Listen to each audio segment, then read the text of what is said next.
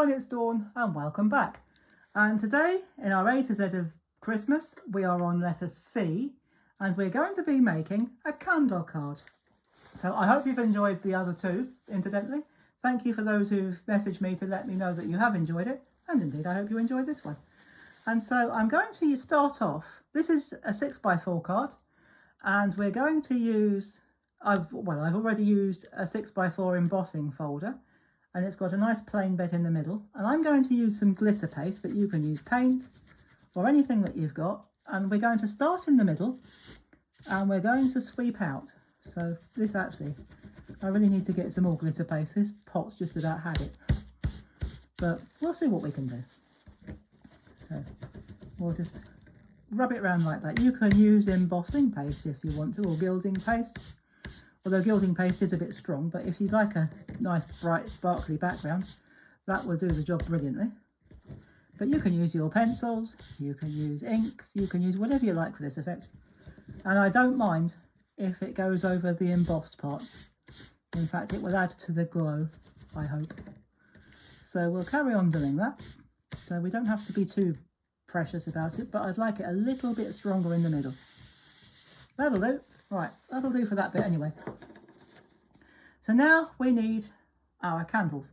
Now, I don't have any dies or stamps for candles, so I've made my own, and it's not difficult. This is just some scraps of white cardstock, and they're about roughly 1/4 of an inch wide. I didn't measure them, but they're roughly 1/4 of an inch. And how long you have them depends on what size card you're making, because this process will work for any size card. And it depends what arrangement you're having, and indeed how many candles you're having. So I've cut 3, and I'm going to put one there. So I'm using my orange glue stick, and I'm going to stick that one down there. And I'm going to put one. These are all, I've cut these all at slightly different sizes so that they look nice, hopefully. And I'm going to put that one so that it slightly overlaps, but not too much, because we're going to be putting a wick and a flame later on. Or we're going to be painting them in. And I'm going to be putting one down there like that. Oh, where did that come from? Never mind. And so I'm going to, and we'll put that one a little bit lower, I think, just a little bit. And we'll finish those off in a sec.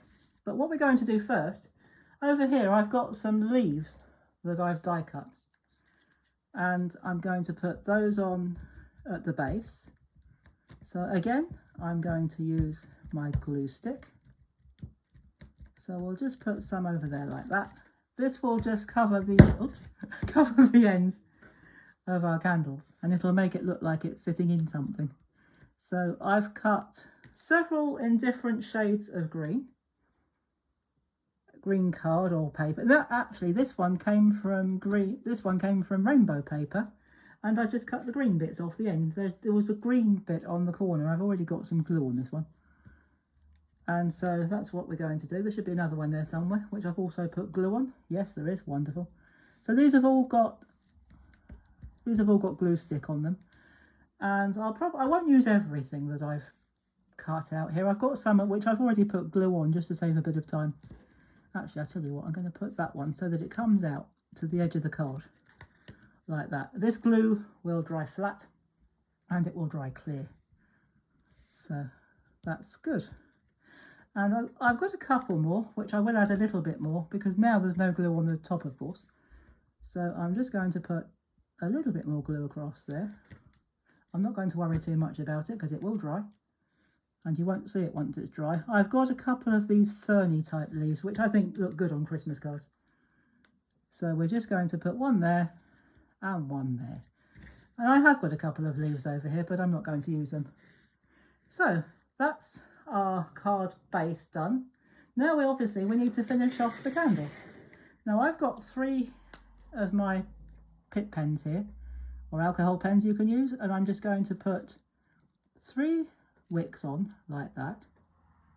So it may go into the glue a little bit, but don't worry too much.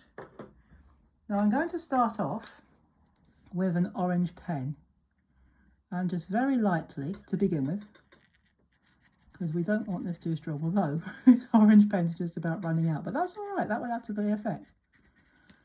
So we're going to do that on all 3 candles, and I want that one to go up a bit higher. So that will go up there like that.